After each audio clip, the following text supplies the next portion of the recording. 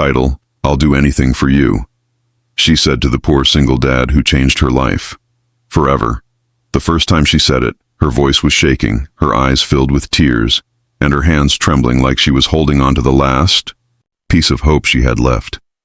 I'll do anything for you. Please don't give up on me. That moment didn't happen in a mansion, or a hospital, or some dramatic movie scene. It happened on a bright, ordinary morning, in the middle of a crowded street in Austin, Texas, where no one was paying attention, except one man who had every reason to walk away, but he didn't, and that choice changed both of their lives forever. Before we go deeper into this story, take a second right now. If you believe in kindness, second chances, and people helping strangers even when life is hard, make sure to like, comment, share, and subscribe to the channel Home with Dad. Your support keeps these real emotional stories alive. The sun was already high in the sky, warming the sidewalks, filling the city with that usual weekday energy. Cars honked, people rushed, coffee cups in, minds busy with meetings, deadlines, and their own problems, and right there, on the edge of all that movement, was Ethan Cole, a 38-year-old single father, tired eyes, worn-out clothes, and a quiet strength that most people never noticed.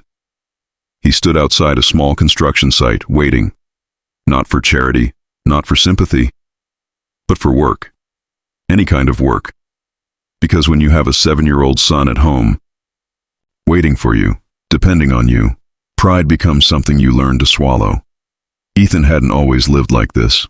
There was a time when life made sense, when things were stable, when he had a home filled with laughter, a steady job, and a future that didn't feel so uncertain.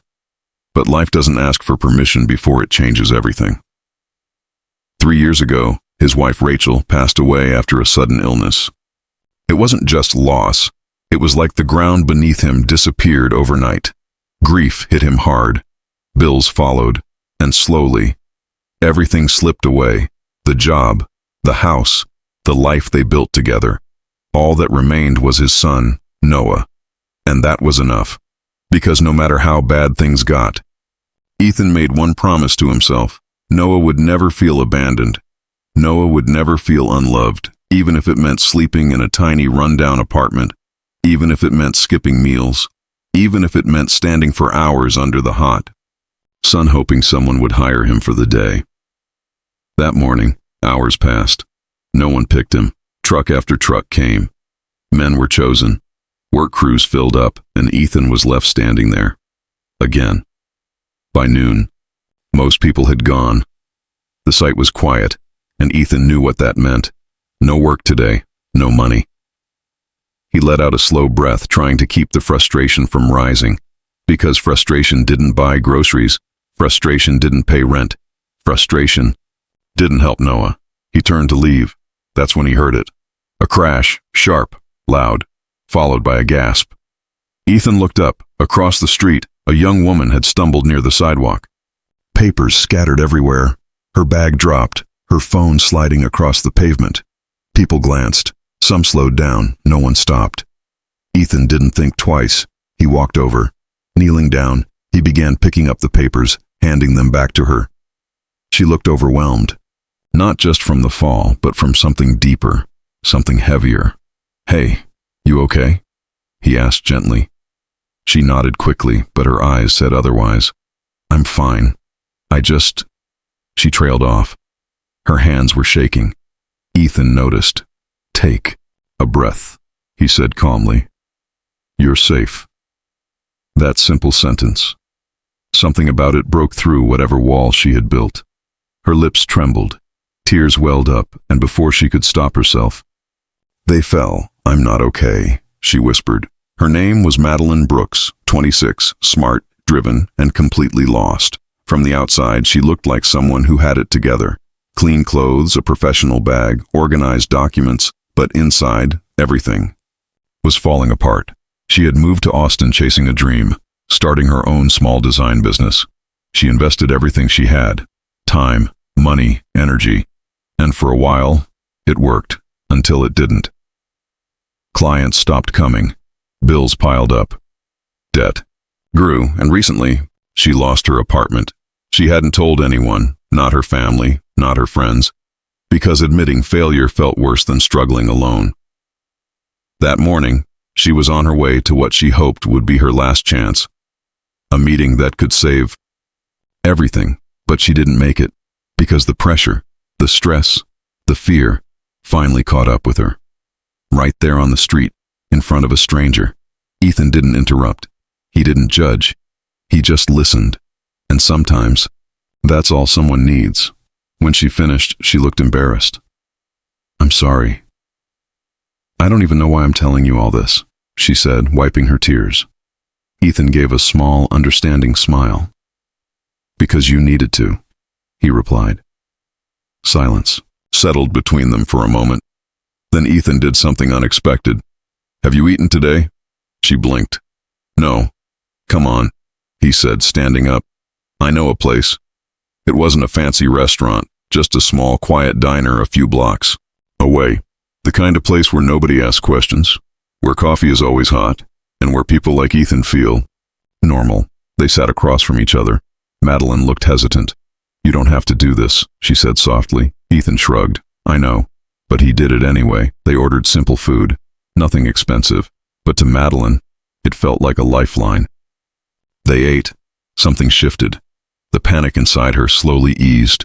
Her breathing steadied. Her mind cleared. And for the first time in days, she didn't feel alone. Over the next few days, they kept meeting, not planned, not forced, just naturally. Sometimes at the diner, sometimes walking through the city, sometimes sitting quietly at a park. Ethan never tried to fix her problems. He didn't offer big solutions. He didn't pretend to have all the answers, but he gave her something far more valuable: stability, kindness, presence, and Madeline started to change. She learned about Noah, how he loved drawing superheroes, how he waited every evening by the door for his dad, how Ethan never let him see how hard things really were. Madeline met him one afternoon, and something about that small boy, his smile, his innocence, touched her deeply. She started bringing him sketchbooks, colored pencils, little things, not expensive, but meaningful, and for the first time in a long time, she felt useful again. Weeks passed, and slowly, Madeline found her footing. She started taking small freelance jobs again, rebuilding her confidence, piece by piece, all because one man, who had nothing, chose to help her anyway. But life has a way of testing even the strongest bonds. One afternoon, Ethan received a notice, final warning, rent overdue, eviction approaching. He tried to hide it, but Madeline saw it, and everything inside her stopped, because suddenly she realized something.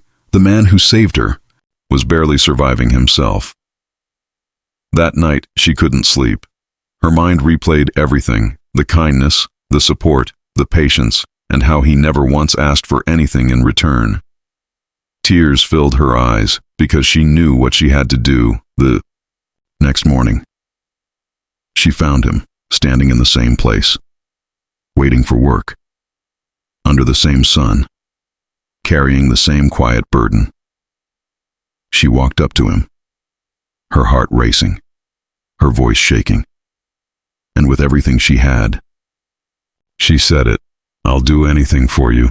Please don't give up on me." Ethan frowned slightly, confused. "You don't owe me anything," he said, but Madeline shook her head. "Yes, I do," because in her heart, she knew the truth.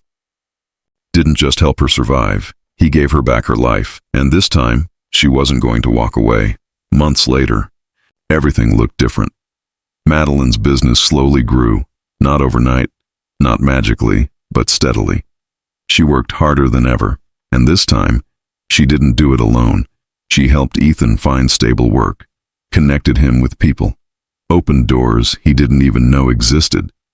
Eventually, Ethan got a full-time job, a steady income, a better apartment, a real chance at a fresh start. Noah had his own room, a proper bed, a place to dream again. One evening, they all sat together, simple dinner, laughter, warm light filling the room, and in that quiet moment, Madeline looked at Ethan, grateful, emotional, whole, because sometimes The people who save us don't have money, don't have power, don't have perfect lives. They just have a good heart, and that is enough to change everything. If this story touched your heart, take a moment to like, share, and comment. Your support helps spread stories like this to people who need hope the most. Before you go, comment this one word, kindness, if you believe even the smallest act can change someone's life forever. Because in the end, it's not about how much you have, it's about what you choose to give, and sometimes that choice creates a story neither person will ever forget.